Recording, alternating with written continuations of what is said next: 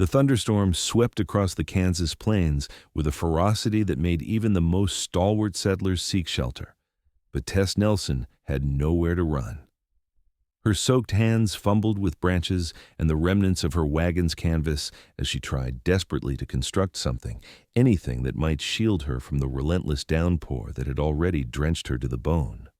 Quinn Keller spotted the woman from atop his chestnut stallion while returning to his ranch after a long day of checking fences. The year was 1875, and Wichita, Kansas was growing rapidly as a cattle town, but the surrounding countryside still held its wild, untamed heart. He'd purchased his land 3 years prior, turning it from an abandoned homestead into a modest but thriving cattle operation. "Hey there!" Quinn called out, his voice barely carrying over the driving rain. He guided his horse closer, noticing how the woman startled at his approach. "You need help, madam?" Tess whipped around, her honey-brown hair plastered to her face in wet tendrils. She clutched a broken branch like a weapon, eyes wide with a mixture of fear and defiance. "I'm just fine," she called back, though her shivering body and the pitiful lean-to she'd attempted to construct told a different story. Quinn pulled his horse to a stop several yards away, not wanting to frighten her further. He removed his hat despite the rain, revealing sandy hair cut short on the sides but longer on top. At 32, the lines around his eyes spoke of years squinting into the sun across open prairie. "No offense intended, madam, but you don't look fine," he said, his tone gentle but firm. "My ranch is just over that rise. Got a dry barn and a house with a fire going." Tess hesitated, weighing her options as water dripped from her chin. She was 26, too old and too wise to trust strange men, especially out here where the law was sometimes days away. But the sky had darkened further, lightning slashing across the clouds with increasing frequency. "I appreciate the offer, mister, but I don't know you," she replied, her teeth beginning to chatter. Quinn nodded, understanding her caution. "Quinn Keller's my name. Got a ranch about a quarter mile that way." He pointed west. "You're welcome to the barn at least. I'll leave you be if that's your preference." A particularly violent gust of wind chose that moment to collapse Tess's makeshift shelter, and a crack of thunder directly overhead made her jump. "Tess Nelson," she finally offered, making her decision, "and I'd be much obliged for that barn, Mr. Keller." Quinn extended his hand down from his horse. "Climb up behind me. We'll come back for your things once this passes." After a brief hesitation, Tess accepted his hand, surprised by the strength with which he pulled her up behind him. She reluctantly placed her hands on his waist, keeping as much distance as propriety and safety on horseback would allow. "Hold tight," he instructed as he turned the horse toward home, and Tess had little choice but to comply as the animal began moving through the mud-slicked terrain. The ride was mercifully short, but by the time they approached a modest but well-maintained ranch house with a large barn and several outbuildings, Tess was shivering uncontrollably. Quinn didn't head for the barn as she'd expected, but rode straight to the covered porch of the main house. "Changed my mind," he explained as he dismounted and reached up to help her down. "You need to get warm before anything else. My housekeeper, Mrs. Finch, is inside. She'll help you get sorted." Tess slid down from the horse, her legs nearly buckling beneath her. Quinn steadied her with a hand on her elbow, but quickly released her once she found her footing. "I can't impose," she began. "It's not an imposition when it's offered freely," he countered, leading his horse under the porch overhang and tying the reins to a post. "Come on." The warmth that greeted them when Quinn opened the front door was almost painful against Tess's chilled skin. A plump, gray-haired woman looked up from where she was setting a table for one. "Quinn Keller, you're tracking mud all over my clean floor," the woman exclaimed before her eyes landed on Tess. "Oh, my heavens, you poor thing, you're soaked through." "Mrs. Finch, this is Miss Tess Nelson," Quinn said, removing his dripping hat and coat. "Found her trying to build a shelter out by Miller's Creek. She needs dry clothes and something hot to eat." Mrs. Finch immediately took charge, clucking like a mother hen as she ushered Tess toward a hallway. "I've got some things that might fit you, dear. You're taller than me, but we'll manage. Quinn, stoke that fire, would you? And I'll need more hot water. Quinn nodded, seemingly accustomed to the housekeeper's commanding presence. Tess found herself guided to a small bedroom where Mrs. Finch pulled out a plain but clean dress and undergarments. Mr. Keller's sister left these behind last time she visited, Mrs. Finch explained. She's about your size, I reckon. Get those wet things off before you catch your death. After changing into the dry clothing and wrapping a quilt around her shoulders, Tess followed Mrs. Finch back to the main room where Quinn had indeed built up the fire. A steaming cup of coffee waited for her on the table. Thank you, Tess said, wrapping her hands around the warm mug. Both of you. I don't know what I would have done if you hadn't come along, Mr. Keller. Quinn, who had changed into dry clothes himself, waved away her thanks. Anyone would have done the same. What brings you out to these parts alone, Miss Nelson, if you don't mind my asking? Tess took a sip of coffee before answering, weighing how much to reveal. I was traveling to Wichita. My wagon broke an axle about 2 miles back, and then the storm hit. You heading to family there? Quinn asked. No, Tess replied, her voice growing quieter. I'm to take a position as a school teacher. They're opening a new school next month. Quinn's eyebrows rose. You're the new teacher? Town's been talking about that for weeks. They weren't expecting you until next week, though. I wanted to arrive early, get settled before classes begin, Tess explained. Clearly that plan has gone awry. Mrs. Finch, who had been busy at the stove, set a bowl of stew in front of Tess. Eat up, dear. Food will put color back in those cheeks. Quinn, you too. I made plenty. As they ate, Quinn explained that his ranch was midway between Tess's broken wagon and Wichita, about 10 miles from town. He'd purchased the land after returning from fighting in the war, determined to make something of himself away from his family's shipping business in Boston. Never could see myself behind a desk, he admitted. Out here, a man lives and dies by his own work. And the work of his very capable housekeeper, Mrs. Finch added with a sniff, though her eyes twinkled. Tess smiled, her first genuine one since Quinn had found her. It seems like a good life. Most days, Quinn agreed, though it can get lonely. Something in his tone made Tess glance up, catching a glimpse of something vulnerable in his otherwise confident demeanor. He quickly recovered, clearing his throat. Once the rain lets up, I'll help you retrieve your belongings and see what can be done about your wagon. I couldn't ask you to. You didn't ask. I offered, Quinn said simply.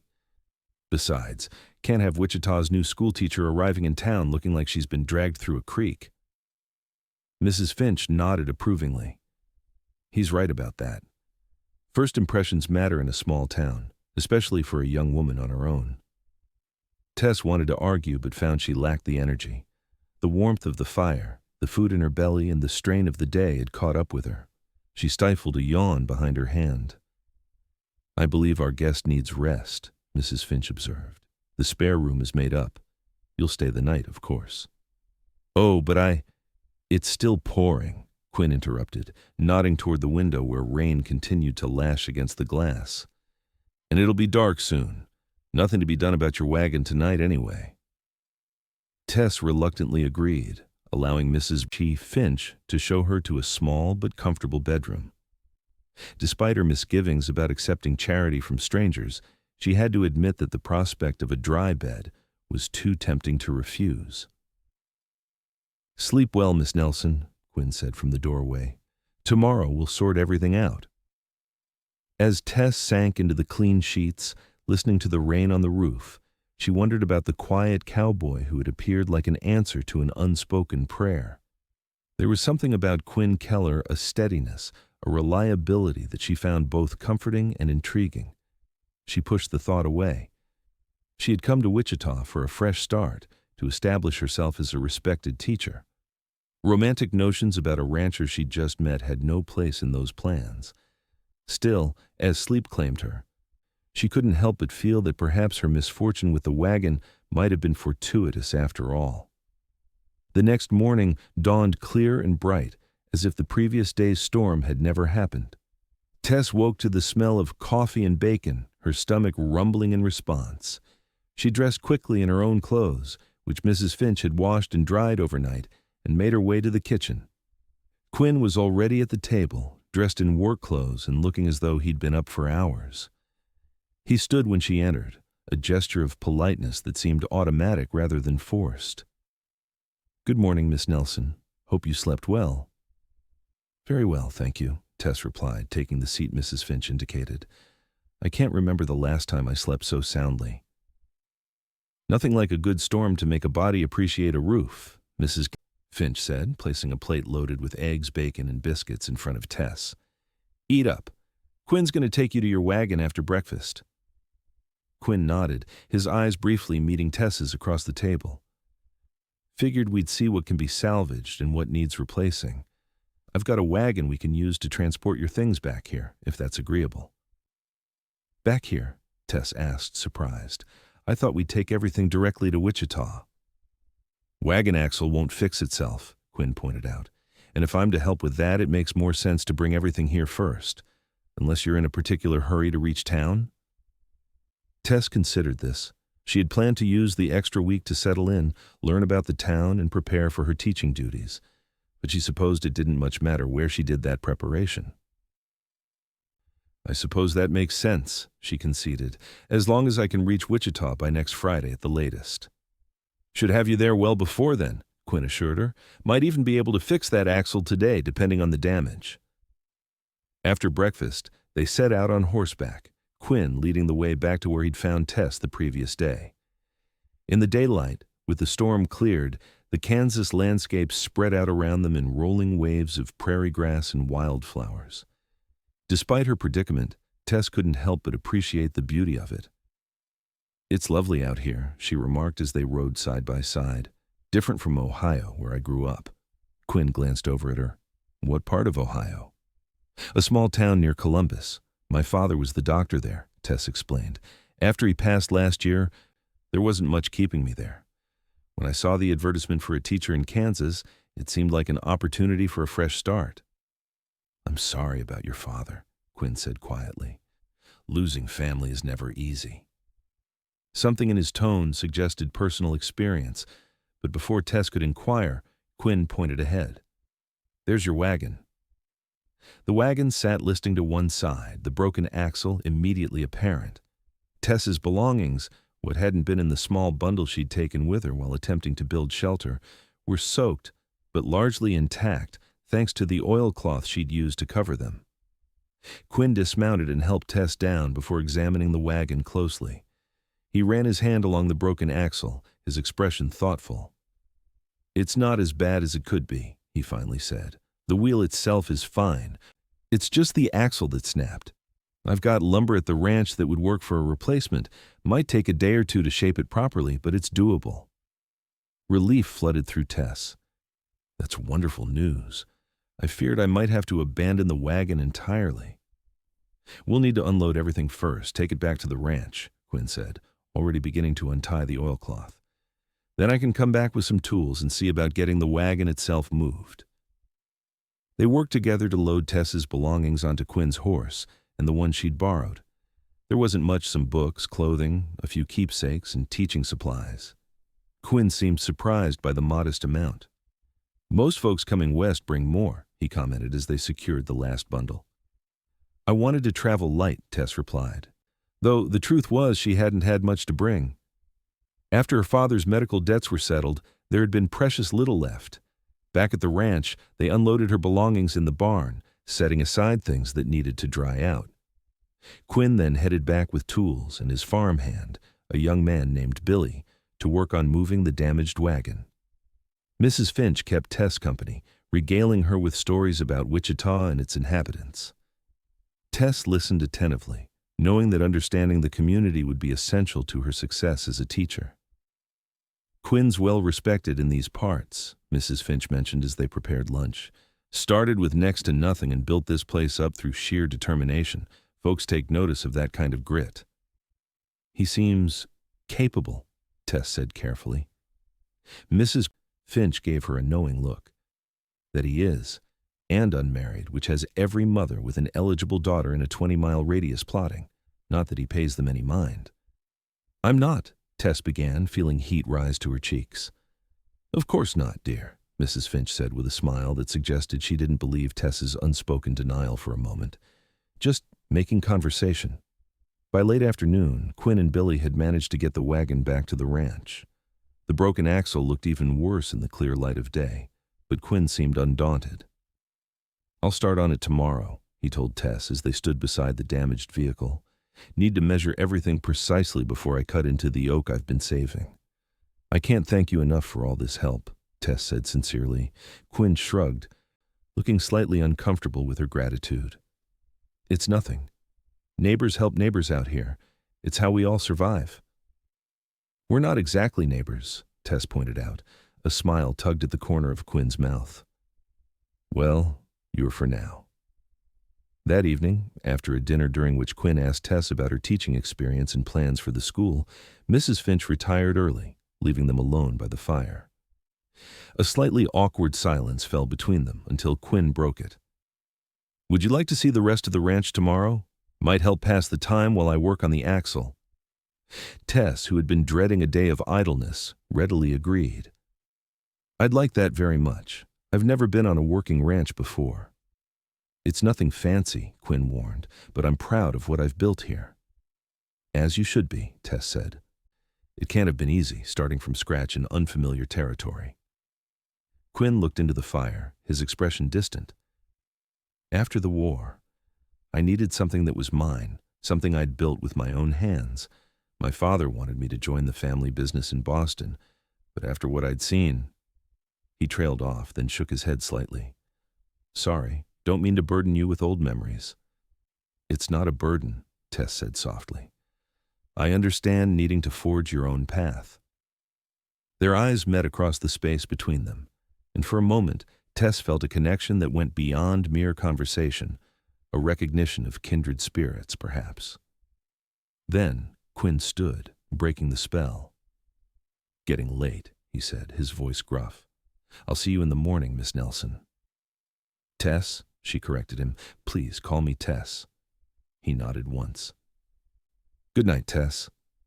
"Good night, Quinn." As promised, Quinn showed Tess around the ranch the next day. He had about 50 head of cattle, a small but healthy herd that he was gradually expanding. The barn housed 4 horses, including the chestnut stallion he'd been riding when he found her. "That's Rusty," Quinn explained as the horse nudged his shoulder affectionately. "Been with me since I started this place. Best cow horse I've ever known." Tess smiled at the obvious affection between man and animal. "He's beautiful." "He knows it too," Quinn said with a chuckle. "Too smart for his own good sometimes." They continued the tour, Quinn pointing out improvements he'd made to the original homestead structures and explaining his plans for future expansion. His pride in what he'd accomplished was evident, but there was nothing boastful about it. Rather, it was the quiet satisfaction of a man who had set difficult goals for himself and achieved them through hard work. "What about you?" he asked as they walked along a creek that formed the eastern boundary of his property. "Teaching's your calling?" Tess nodded, watching a pair of meadowlarks dart among the wildflowers. "I've always loved learning and sharing that with children. There's nothing quite like seeing a child's face when something finally makes sense to them." "Must be rewarding," Quinn observed. "Different kind of building than what I do, but building all the same." "I've never thought of it that way," Tess said, surprised by the insight. "But yes, I suppose it is." They returned to the ranch house for lunch, after which Quinn set to work on the new axle. Tess offered to help, but after seeing her holding tools with obvious unfamiliarity, Quinn gently suggested she might be more comfortable reading on the porch. Not wanting to be in the way, Tess agreed. She selected a book from her belongings and settled into a chair with a view of the barn, where Quinn was working. Despite her intention to read, she found her attention continuously drawn to the cowboy. He worked with focused precision, measuring twice before making any cut, his movements economical and sure. Mrs. Finch brought Tess a glass of lemonade, following her gaze toward the barn. "He's good with his hands," the older woman commented. "Built most of the furniture in the house himself." "He's very skilled," Tess agreed, hoping her tone sounded merely appreciative rather than admiring. "His father wanted him to be a businessman," Mrs. Finch continued, But Quinn's always been more comfortable making things than making deals. Broke his father's heart when he came west instead of taking his place in the family business. "They're estranged?" Tess asked, curious despite herself. "Not entirely. They write occasionally. His mother visits once a year," Mrs. Finch said. "But there's a distance there that's not just about miles." Tess thought about her own father, how they'd sometimes struggled to understand each other, but had always maintained their bond. "That's sad." "Life's full of sad things," Mrs. Finch said philosophically. "But it's got its share of joys, too, if you keep your eyes open for them." With that cryptic remark, the housekeeper returned to the kitchen, leaving Tess to her thoughts. By evening, Quinn had made significant progress on the axle, though it would still take another day to finish it properly. At dinner, he seemed more relaxed than he had been, telling stories about the early days on the ranch that had Tess laughing until tears came to her eyes. "I had no idea what I was doing," he admitted. "First winter I nearly froze because I hadn't properly insulated the house. Mrs. Finch found me huddled by the fire, wrapped in every blanket I owned when she came to interview for the housekeeper position. And I told him right then and there that he needed a woman's sense in his life," Mrs. Finch added. "Not that he listened to half of what I said that first year." "I listen now," Quinn protested good-naturedly. "Most of the time," Mrs. Finch conceded with a fond smile. Tess watched their easy interaction with a pang of something like longing. It had been so long since she'd been part of any kind of family unit, even one as unconventional as this. After dinner, Quinn surprised her by bringing out a chessboard. "Do you play?" he asked. "My father taught me," Tess replied, "though I'm far from skilled." "Perfect. Then we're evenly matched," Quinn said with a smile that transformed his usually serious face, creating crinkles around his eyes that Tess found inexplicably charming. They played 2 games, each winning 1, before Mrs. Finch announced she was retiring for the night. Once again, they found themselves alone by the fire, but this time, the silence between them felt comfortable rather than awkward. "Thank you," Tess said eventually, "for all of this. The help with the wagon, the hospitality." Quinn looked up from where he was arranging the chess pieces back in their box. "You've already thanked me." "I know, but," Tess hesitated, "it means a great deal. I was beginning to think I'd made a terrible mistake, coming out here on my own." "And now?" Tess met his gaze steadily. "Now I think perhaps it wasn't a mistake after all." Something flickered in Quinn's eyes, a warmth, an interest that made Tess's breath catch. Then he closed the chess box with a soft click. "I'm glad to hear it," he said quietly.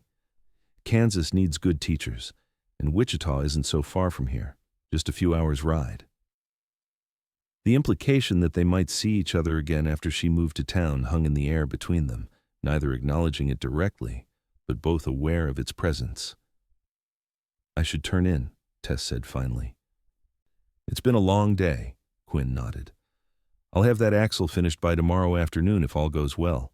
Could have you in Wichita by the next day." "There's no rush," Tess found herself saying. "I still have almost a week before I need to be at the school." A small smile played at the corners of Quinn's mouth. "No rush," he agreed. "Good night, Tess." "Good night, Quinn."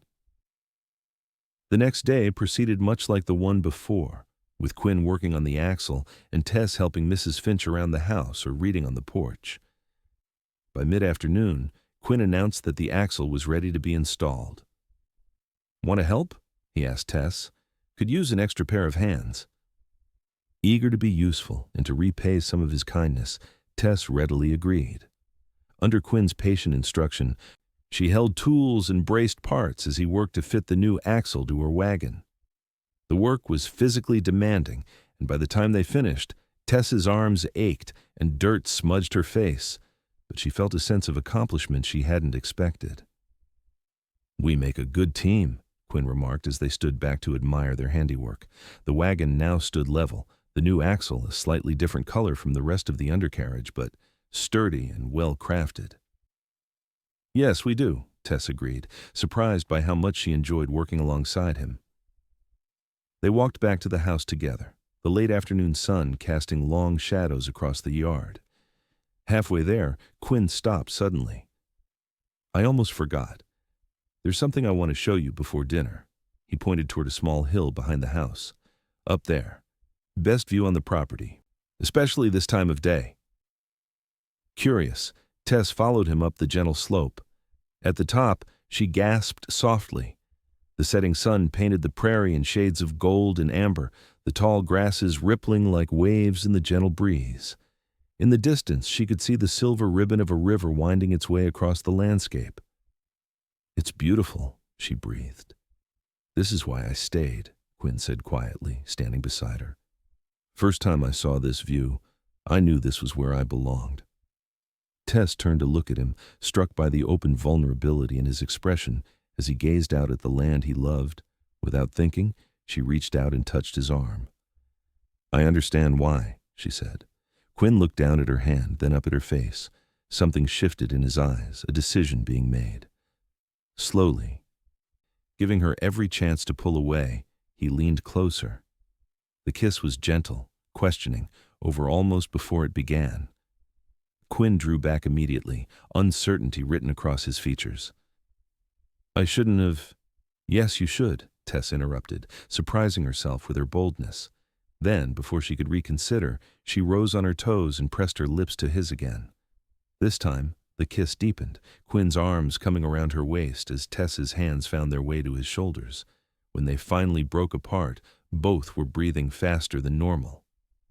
"I didn't plan this," Quinn said, his voice husky. "Finding you in that storm, I just wanted to help."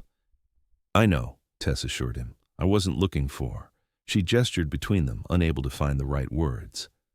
"Neither was I," Quinn admitted. "But here we are."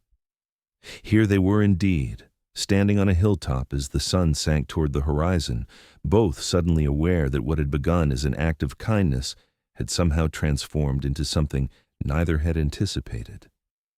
The days that followed took on a dreamlike quality for Tess. Though the wagon was repaired and she could have continued to Wichita, she found reasons to delay her departure. Quinn, for his part, seemed in no hurry to see her go. They fell into a comfortable routine.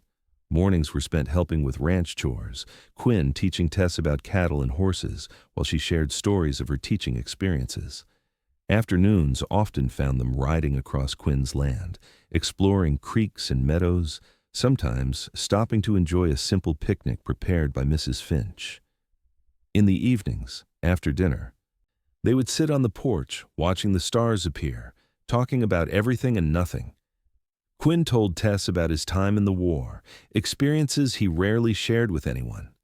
Tess spoke of her dreams for the school in Wichita, the difference she hoped to make in her students' lives.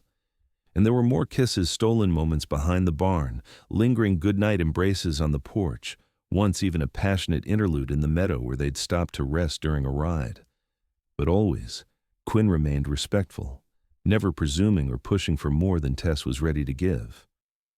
5 days after Quinn had found her in the storm, Tess knew she could delay no longer. The school board would be expecting her, and she had preparations to make before classes began. "I need to leave for Wichita tomorrow," she told Quinn as they sat on the porch that evening. "I've imposed on your hospitality long enough."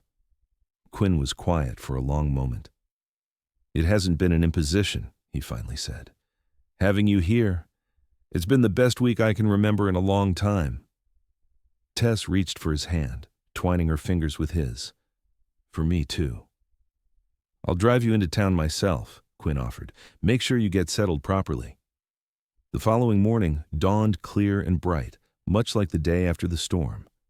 Tess packed her belongings into the repaired wagon while Quinn hitched up his team.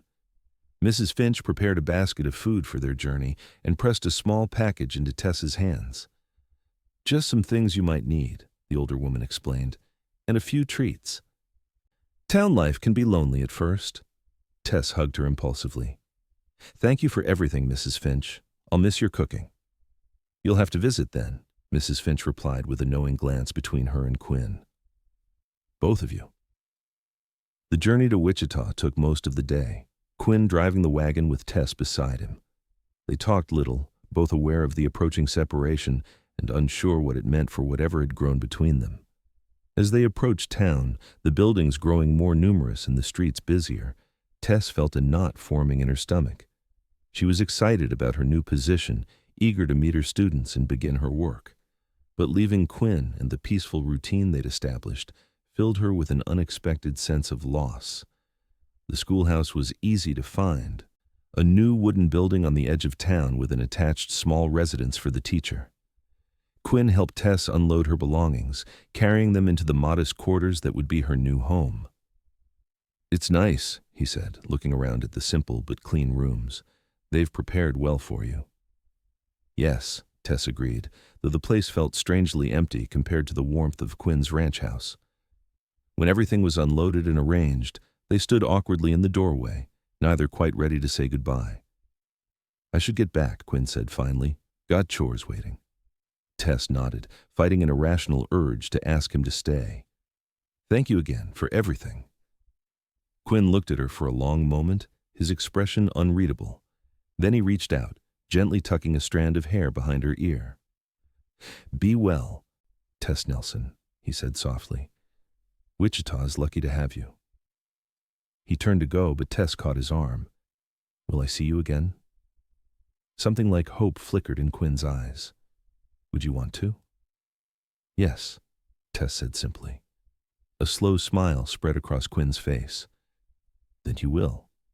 I come into town for supplies every other week, and there's church on Sundays, if you're inclined." "I am," Tess confirmed, relief washing through her. Quinn's smile widened. "Then I'll see you Sunday." With that, he tipped his hat and walked back to his wagon. Tess watched him drive away, standing in the doorway until the wagon was just a speck in the distance. The next few days were a whirlwind of activity as Tess met with the school board, organized her classroom, and introduced herself around town. Everyone was welcoming, curious about the new teacher, and eager to share information about the children she would be teaching. But despite the busy days and the satisfaction of preparing for her new role, Tess found her thoughts continually drifting to Quinn. She wondered what he was doing, if he was thinking of her, if Sunday would be as awkward as their goodbye had been. When Sunday finally arrived, Tess dressed with particular care in her best blue dress, her heart pounding with anticipation as she walked to the small church in the center of town. She scanned the gathering crowd outside the building, trying not to appear too obvious in her search. "Looking for someone, Miss Nelson." Tess turned to find Quinn standing behind her, dressed in his Sunday best, a clean dark suit that emphasized his broad shoulders and the lean strength of his frame. He'd trimmed his hair and beard, and the sight of him made Tess's breath catch. "Just admiring the church," she lied, earning a knowing smile from Quinn. "It is quite something," he agreed, offering his arm. "Shall we?" The service passed in a blur, Tess acutely aware of Quinn beside her in the pew, their shoulders occasionally brushing. Afterward, as the congregation mingled outside, several people approached to introduce themselves to Tess. Quinn stayed by her side, his quiet presence a reassuring anchor amid the sea of new faces. "Miss Nelson will be teaching my youngest come fall," Mrs. Porter, the wife of the town's only doctor, was saying. "We're so pleased to have someone of your qualifications." "I'm looking forward to it," Tess replied with a genuine smile. "Your son Samuel, correct? 8 years old?" Mrs. Porter beamed at Tess's recall. "Yes, that's right. He's quite good with numbers but struggles with his letters." "We'll work on that together," Tess assured her. As Mrs. Porter moved on, Quinn leaned closer to Tess. "You've certainly made an impression already." "I try to learn about my students before meeting them," Tess explained. "It helps to know their strengths and weaknesses." "Thorough," Quinn observed with approval, "just like with the wagon axle." The reminder of their time working together brought a warmth to Tess's cheeks. "That was different. I was just following your instructions." "You were a quick study," Quinn countered. "Picked up things most city folk wouldn't grasp so easily."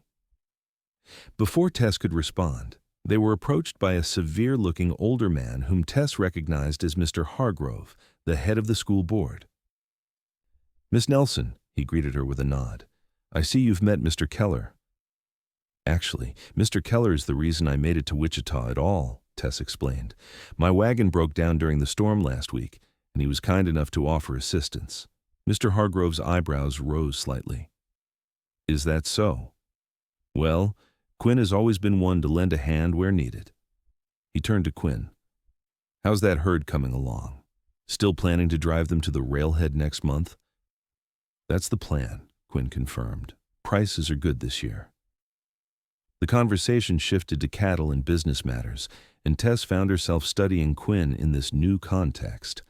Among the townspeople, he carried himself with the same quiet confidence he showed on his ranch, respected but somewhat apart.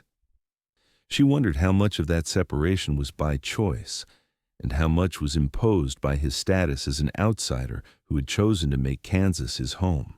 After church, Quinn invited Tess to lunch at the town's small hotel restaurant, the first proper meal they'd shared in public. As they ate, Tess asked about his plans for the cattle drive he'd mentioned to Mr. Hargrove.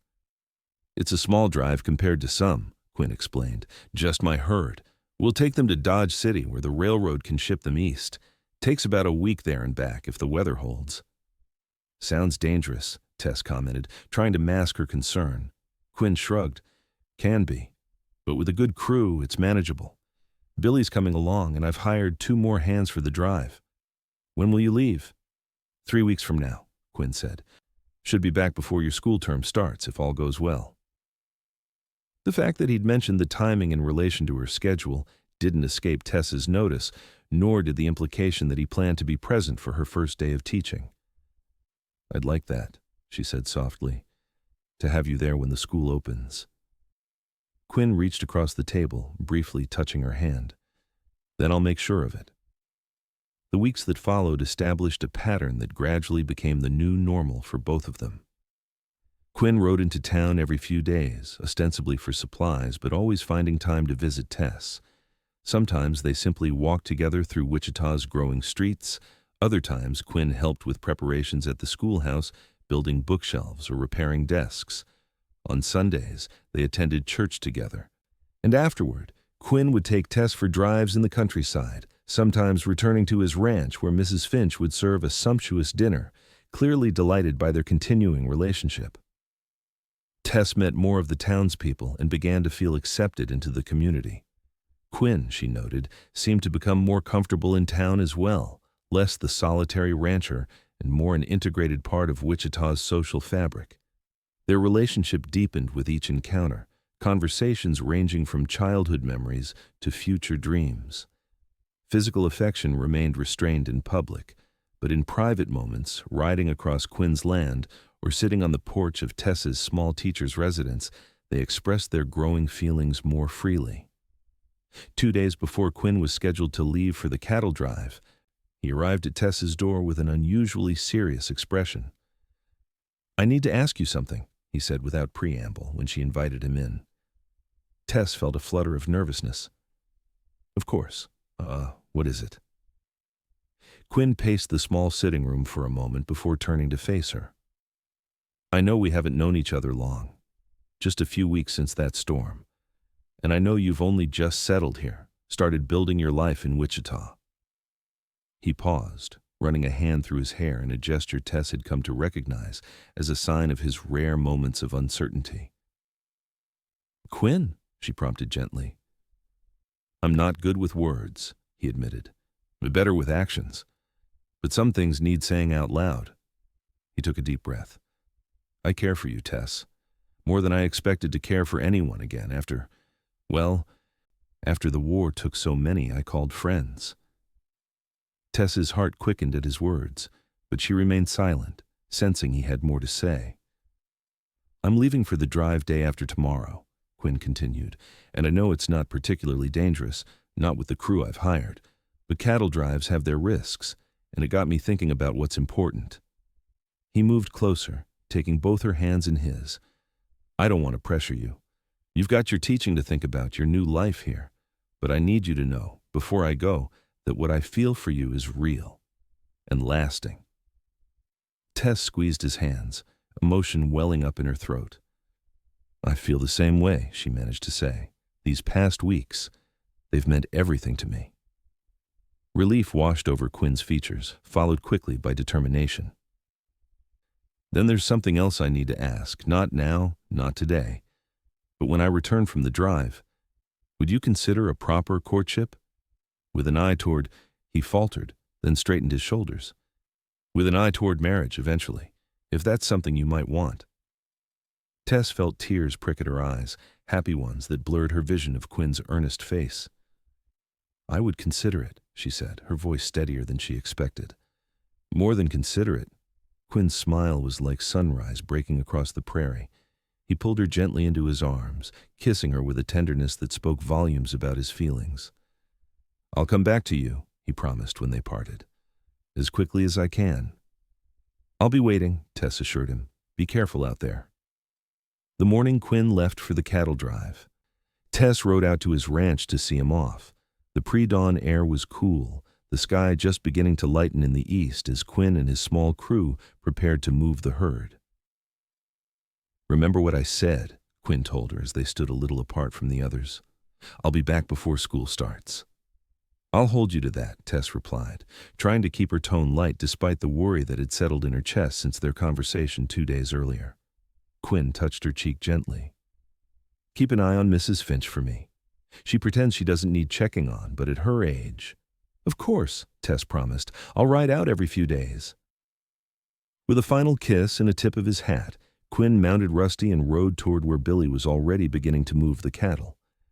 Tess watched until they disappeared over the rise, the dust from the herd lingering in the air long after they were gone from sight. True to her word, Tess visited Mrs. Finch regularly during Quinn's absence. The older woman welcomed her warmly each time, often having prepared a meal as if she'd known Tess would be coming. He'll be back soon enough, Mrs. Finch said during one such visit, correctly reading the worry in Tess's expression as she gazed out the window toward where Quinn had disappeared with his herd. That man's too stubborn to let anything keep him from returning to what he loves. I know, Tess said, turning back to help with the dishes. It's just strange, how quickly someone can become such an important part of your life. Mrs. Finch smiled knowingly. Some connections are like that. Meant to be, my mother would have said. Tess wasn't sure if she believed in such things as destiny, but she couldn't deny that meeting Quinn had changed the course of her life in ways she was only beginning to understand. The days stretched into a week, and Tess divided her time between final preparations for the school's opening and rides out to Quinn's ranch. On the 8th day after Quinn's departure, as Tess was organizing books in the schoolhouse, Mr. Hargrove appeared in the doorway. Miss Nelson, he greeted her with uncharacteristic warmth. Everything coming along nicely? Yes, sir, Tess replied, surprised by his visit. We'll be ready to welcome the children on Monday. Excellent, excellent. Mr. Hargrove seemed unusually fidgety. I happened to be at the telegraph office earlier. Message came in that might interest you. Tess's heart stuttered. A message? Mr. Hargrove nodded, extracting a folded paper from his pocket. From Dodge City. Quinn Keller's drive arrived safely. Sold his cattle at top dollar, apparently. Relief washed over Tess so strongly that she had to steady herself against a desk. That's wonderful news. Thank you for telling me. Said he'd be heading back tomorrow, Mr. Hargrove added, studying her reaction closely. Should be here by end of week. Tess couldn't contain her smile. That is good news. Mr. Hargrove cleared his throat. You and Keller? There's an understanding between you? For a moment, Tess considered deflecting the question. Her personal life was hardly the school board's business, but she saw no judgment in Mr. Hargrove's expression. Only curiosity and perhaps a hint of paternal concern. Yes, she admitted. There is. Mr. Hargrove nodded slowly. He's a good man. Not from around here originally, but he's proven himself. Works hard, deals fair. I know, Tess said simply. Well then, Mr. Hargrove seemed satisfied. Just wanted to pass along the news. Good day, Miss Nelson. After he left, Tess sat at one of the student desks, relief and anticipation mingling in her chest. Quinn was safe, his drive successful, and he would be returning soon. In just a few days, They would begin the courtship he had proposed, moving toward a future together that had seemed impossible when she'd first set out for Wichita. The school's opening day arrived before Quinn did, which disappointed Tess but didn't surprise her. Cattle drives rarely kept to exact schedules, and she had her hands full with 28 students ranging from 6 to 16 years of age. The children were a mix of personalities and backgrounds, farmers' children, shopkeepers' offspring, and even a few from the wealthier families in town. Tess threw herself into the work, establishing routines and assessing each child's educational level. By the end of the first week, she had settled into a rhythm, the initial chaos giving way to a structured learning environment. The children responded well to her firm but kind approach, and Tess found herself thoroughly enjoying the challenge. It was Friday afternoon, the students just dismissed for the weekend, when she heard the sound of a horse outside the schoolhouse. Thinking it might be a parent with a question, Tess continued erasing the chalkboard, calling out, "Come in, please." The door opened and she turned to find Quinn standing in the entrance, hat in hand, his clothes dusty from the trail, but his eyes bright as they found hers. "Quinn!" Tess exclaimed, the chalk falling from her fingers as she rushed toward him. He met her halfway, sweeping her into an embrace that lifted her feet from the floor. "I missed you," he murmured against her hair. "I missed you too," Tess replied, drawing back to look at his face. He was tanned and tired-looking, with several days' worth of stubble on his jaw, but he was the most welcome sight she could imagine. "You're back." "Told you I would be," Quinn said with a smile. "Sorry I missed your first day of school." "You're here now," Tess said, not caring about the dust that was surely transferring from his clothes to her dress. "That's what matters." Quinn glanced around the classroom, taking in the neatly arranged desks, the books on shelves he had built, the colorful map of the United States hanging on one wall. "Looks like you've got things well in hand here." "The children are wonderful," Tess told him, "eager to learn, most of them, though I have a few who'd rather be anywhere else." Quinn chuckled. "Can't say I was much for schooling myself at that age. Too many interesting things happening outside." "Well, it's my job to make what happens inside interesting too," Tess said with a smile. "How was the drive? Mr. Hargrove mentioned you got a good price." "Better than expected," Quinn confirmed. "Enough to make some improvements to the ranch, maybe even hire another permanent hand." There was something in his tone, a hint of plans beyond simple ranch improvements, that made Tess's heart beat faster. But before she could ask, the schoolhouse door opened again, and one of her students, little Emma Porter, poked her head in. "Miss Nelson, I forgot my—" The girl stopped short when she saw Quinn, her eyes widening. "Oh, sorry, I didn't know you had company." "It's all right, Emma," Tess assured her. "This is Mr. Keller. He's a friend of mine." Emma regarded Quinn with open curiosity. "Are you the cowboy who rescued Miss Nelson in the storm? My mama said you found her trying to build a shelter in the rain and offered her your barn." Quinn's lips twitched with suppressed amusement. "That's right, though it was my house more than my barn in the end. Mama says it was very romantic," Emma continued, oblivious to Tess's growing embarrassment. "Like in those books she reads." "Emma," Tess interjected gently, "what did you forget?" "Oh," the girl hurried to her desk and retrieved a small slate. "My practice slate. I was supposed to show Papa my letters tonight." "Well, be sure to practice them carefully," Tess said, hoping to redirect the conversation. Emma nodded solemnly, then turned back to Quinn. "Are you going to marry Miss Nelson? Tommy Wilson says his pa heard you're courting her." Tess felt heat rise to her face. "Emma Porter, that's quite enough. Mr. Keller and I are friends, and the rest is not appropriate conversation for young ladies to be having with adults they've just met." Emma looked suitably chastened. "Yes, Miss Nelson. Sorry, Mr. Keller." She headed for the door, then paused. "But if you do marry her, will she still be our teacher?" "Because she's the best teacher we've ever had." Before either adult could respond, Emma slipped out the door, leaving an awkward silence in her wake. "Well," Quinn finally said, "seems news travels fast in Wichita." "I'm so sorry," Tess began, but Quinn shook his head. "Don't be. Kids say what they think. It's refreshing in its way. He stepped closer, taking her hands in his. Besides, she only asked what I've been thinking about since I left for the drive. Tess's breath caught. Quinn, I meant what I said before I left, he continued, his voice low and serious, about courting you properly, if you're still agreeable. I am, Tess assured him without hesitation. Very much so. Relief and joy mingled in Quinn's expression. Good. Because I've been planning what I want to show you first. He glanced out the window, where the afternoon sun still shone brightly. If you're done here for the day, that is. Curiosity piqued, Tess nodded. Just let me gather my things. Quinn waited patiently while she collected her books and locked the schoolhouse. Outside, Rusty stood hitched to a small buggy rather than saddled as usual. Borrowed it from the livery, Quinn explained when he saw her surprise. Thought you might prefer it to riding double on Rusty. The consideration touched Tess deeply. Quinn helped her into the buggy, then climbed up beside her and took the reins. Where are we going? Tess asked as they headed out of town. You'll see, Quinn replied with a mysterious smile. It's not far. They traveled for about 20 minutes, following the road that led toward Quinn's ranch, but turning off onto a smaller track before reaching it. The path wound through a stretch of trees before opening onto a meadow where a small creek meandered.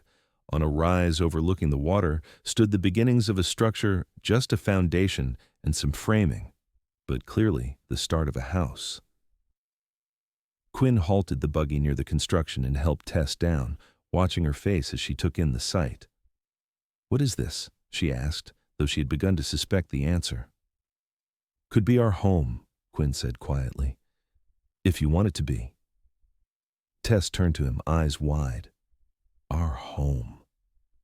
Quinn nodded, his expression a mixture of hope and vulnerability that made Tess's heart ache with tenderness. It's halfway between the ranch and town, he explained, close enough that you could still teach, and I could still run the ranch, but we'd come home to each other every night. He paused, gauging her reaction. I know it's fast. We've only known each other a short time, and I'm not asking for an immediate answer. The courtship I mentioned, I still want that. Want to do this right. Tess looked from Quinn to the partial structure and back again, emotion welling up inside her. You started building it before you even knew if I'd say yes to courting? Quinn had the grace to look slightly abashed. I'm an optimist.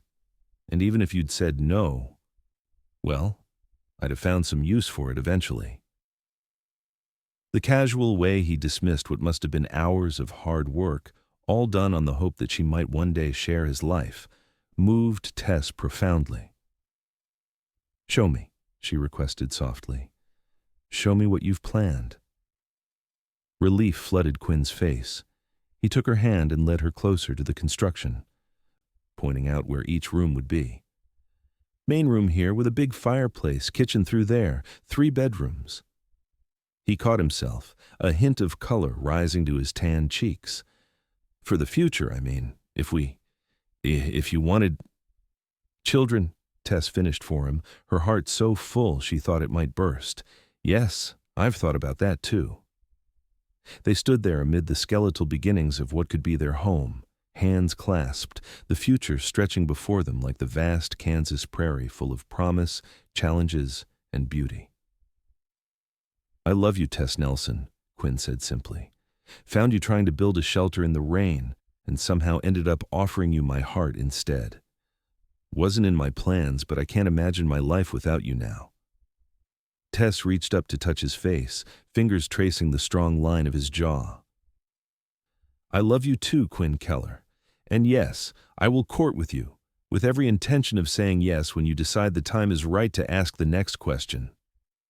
Quinn's smile was brighter than the setting sun. Mrs. Finch is expecting us for dinner, he said. Shall we tell her the good news? Yes, Tess agreed, happiness bubbling up inside her like a spring. Let's tell her together. As they rode back toward the ranch, the fading sunlight gilding the prairie grasses around them, Tess reflected on how her life had changed in just a few short weeks. She had come to Kansas seeking a new beginning, a place to build a life of purpose, teaching the children of Wichita. She had found that, and so much more, a community that welcomed her, work that fulfilled her, and a man whose quiet strength and generous heart had captured her own. The storm that had seemed like disaster had been, in truth, the greatest blessing of her life. In trying to build a shelter from the rain, she had found a home for her heart. Over the next few months, as autumn painted the prairie in hues of gold and russet, Quinn and Tess's courtship progressed with the approval of the Wichita community. They attended socials and church functions together, rode out to the construction site on weekends to work on what was increasingly referred to as their house, and spent quiet evenings planning their future. Quinn formally proposed on Christmas Eve, presenting Tess with a simple but elegant ring that had belonged to his grandmother. Their wedding, held in early spring when the wildflowers were just beginning to dot the prairie, was attended by nearly everyone in town, as well as Quinn's mother, who traveled from Boston for the occasion. They moved into their new home, still not entirely finished but comfortable enough, immediately after the wedding. Tess continued teaching, riding into town each day on a gentle mare Quinn had trained especially for her, while Quinn divided his time between the ranch and completing work on their house. As the years passed, their home filled with love and, eventually, children, first a son they named James, after Tess's father, and 2 years later, a daughter they called Elizabeth, after Quinn's mother. The sound of children's laughter joined the rustle of prairie grasses and the lowing of cattle as the soundtrack of their lives. On their 10th anniversary, as they sat on the porch of their completed home watching their children play in the yard, Quinn took Tess's hand and pressed a kiss to her palm. "You know," he said thoughtfully, "I rode past Miller's Creek 100 times before that day. Never saw anyone there before. Never did again." Tess leaned her head against his shoulder. "Divine intervention, perhaps?" Quinn chuckled. "Maybe so, or just the luckiest storm of my life." Tess smiled, thinking of all they had built together, a home, a family, a life filled with love and purpose. "Mine too," she whispered. "Definitely mine too."